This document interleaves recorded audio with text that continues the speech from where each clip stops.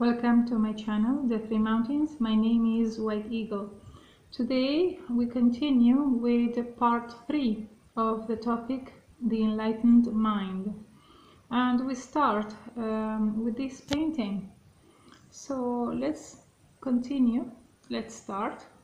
I'll show you. This painting is called The School of Athens by Raphael.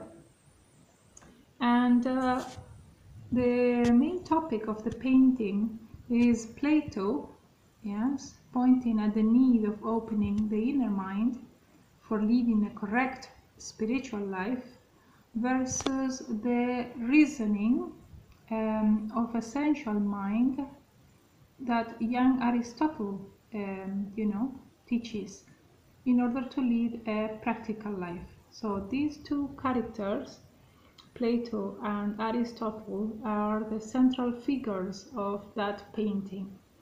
Now let's see what Master Kwenkanku has to say about it. So Master Kwenkanku states that meditation is indispensable for any mystic in order to lead a real spiritual life.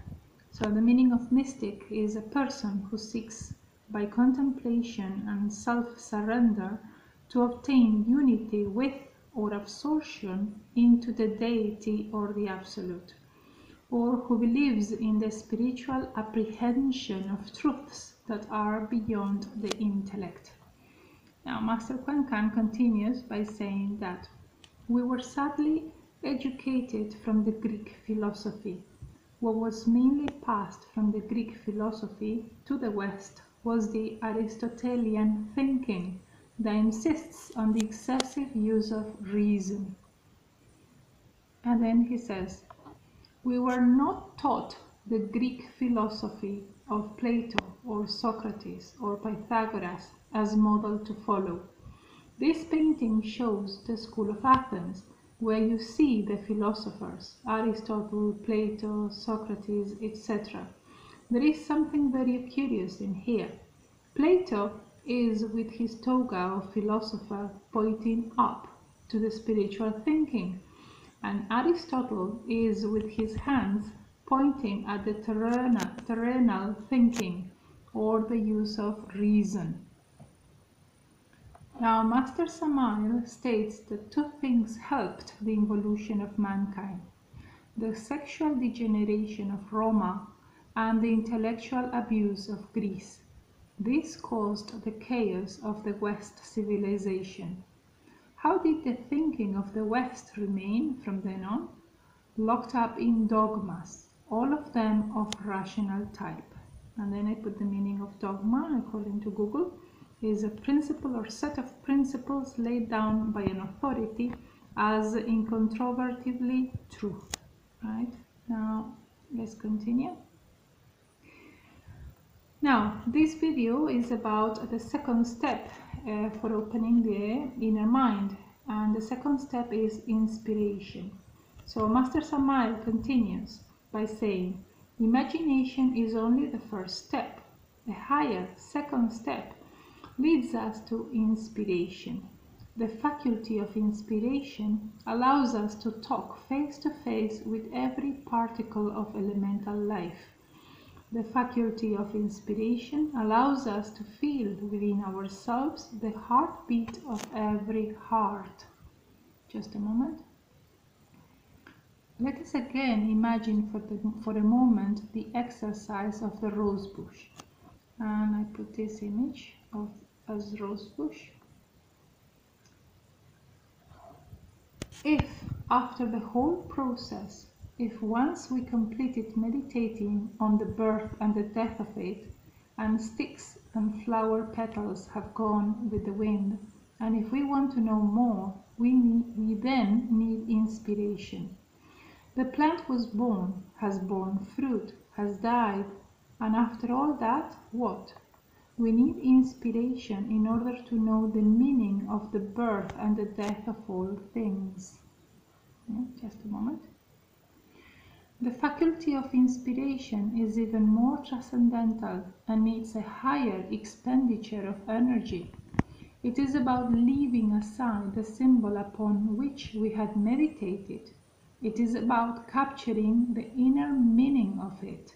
For this, we need the faculty of emotion, the emotional center. The emotional center comes to enhance this esoteric work of meditation. The emotional center allows us to feel inspired, and then, inspired, we come to know the meaning of the birth and death of all things.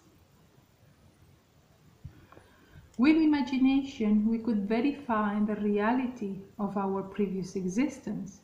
With inspiration, we could capture the meaning of that existence, its reason, its cause, its why. Right? That is important.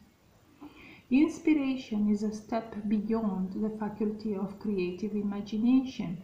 With imagination, we can verify the reality. Just a moment. In the fourth vertical, but inspiration will allow us to capture its deep significance. Now, my words. We develop that faculty of inspiration as well by decoding the dream symbols that arise in our astral experiences. For example, one student asked me just 2 days ago to help him understand what he saw in his astral one night. I dreamt with kittens inside a glass jar. I was with my wife, and the kittens were sort of glued inside this jar, and we carefully took them out one at a time. So inspiration is the faculty that will allow us to decode the meaning of our dreams. In this case, the kittens are people. And remember that our essence is bottled up inside the ego. So to free kittens from the glass jar means to help people free their essence from the grip of the ego. And this is part of the third factor, sacrifice for humanity, when we pass gnosis to others. And I put that image, that's the only one I found, of only one kitten being stuck inside a glass jar. Right? So this video is short, is just up to here. My email is there for inquiries, the 3mountains19@gmail.com. I repeat again, please, if you want to know more, click on the photo below and start by watching from video number 1 up. Thanks for watching. See you next time.